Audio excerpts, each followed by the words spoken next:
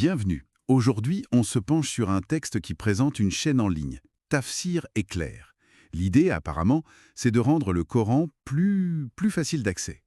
Alors, on va essayer de voir ensemble, à partir de ce document, ce qu'ils promettent vraiment, leur méthode, un peu leur état d'esprit. D'ailleurs, le texte commence fort, hein, avec des questions sur le sens de la vie, le besoin de clarté. Ça interpelle, non? Absolument.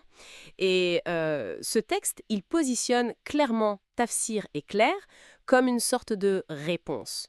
Une réponse à un monde jugé confus, où les gens chercheraient des repères, quelque chose de fiable.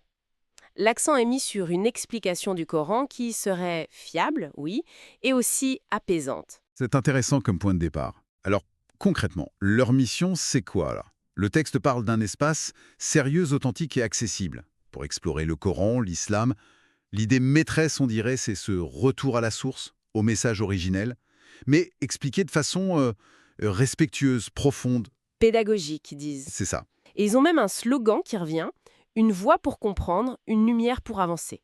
Ah oui, ça marque bien l'intention de guider. Tout à fait. Et pour remplir cette mission, le contenu annoncé est assez varié en fait. Il y a des explications de versets basées sur des exégèses connues, ça c'est le côté sérieux, fiable sans doute. D'accord, la base classique. Oui.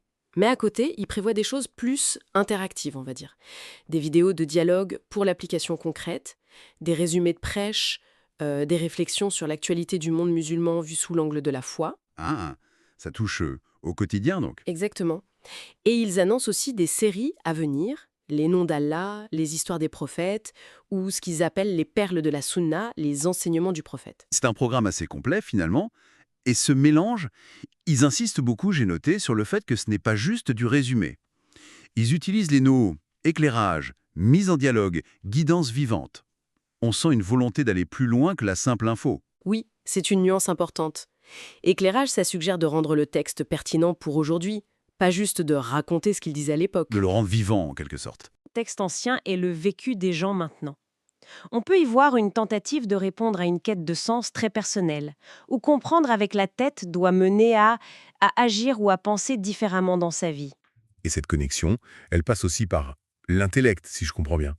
Le texte parle d'aider les gens à vivre leur spiritualité avec intelligence.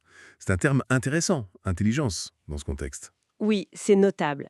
Ça pourrait être pour attirer un public qui, justement, cherche à allier foi et raison, ou peut-être pour se distinguer d'approches vues comme moins réfléchies. En tout cas, lier l'approfondissement de la foi à la connaissance, à une compréhension intelligente, c'est un choix. Un positionnement spécifique, ouais. Le but final reste clairement spirituel, se rapprocher de Dieu, mais par la connaissance, par cet éclairage. D'accord. Et puis, bien sûr, comme toute plateforme en ligne aujourd'hui, il y a l'appel à l'action à la fin. S'abonner, liker, commenter, partager. Le truc habituel, quoi. Mais ils agitent cette phrase assez forte. Un seul verset bien compris peut transformer une vie. Exactement. Et cet appel à l'engagement, ce n'est pas juste du marketing. Ça reflète la dynamique des communautés en ligne, bien sûr, mais peut-être aussi une vision où la foi, la compréhension, ça se construit et se vit aussi dans l'échange, dans le partage avec les autres. Ça soulève la question de l'impact du numérique sur tout ça. Tout à fait. Comment le numérique change non seulement l'accès à l'info religieuse, mais aussi la façon dont on en discute, dont on se l'approprie, individuellement ou en groupe. Donc, si on résume ce que dit ce document, Tafsir Éclair se veut une plateforme pour décrypter le Coran, l'islam et les rendre pertinents aujourd'hui, avec un mélange de sérieux traditionnel et de formats modernes, et une forte insistance sur l'application personnelle, une approche intelligente. C'est une bonne synthèse de leur présentation, oui. Ils cherchent à offrir une clarté, une guidance spirituelle. Voilà. Et au-delà de ce projet précis, ça invite à réfléchir, je trouve, comment les traditions religieuses en général utilisent ces nouveaux médias pour transmettre leur message. Et surtout, est-ce que cette facilité d'accès, ces formats très interactifs, ça change en profondeur le rapport personnel qu'on peut avoir avec les textes sacrés, avec sa propre spiritualité? C'est une question ouverte, hein.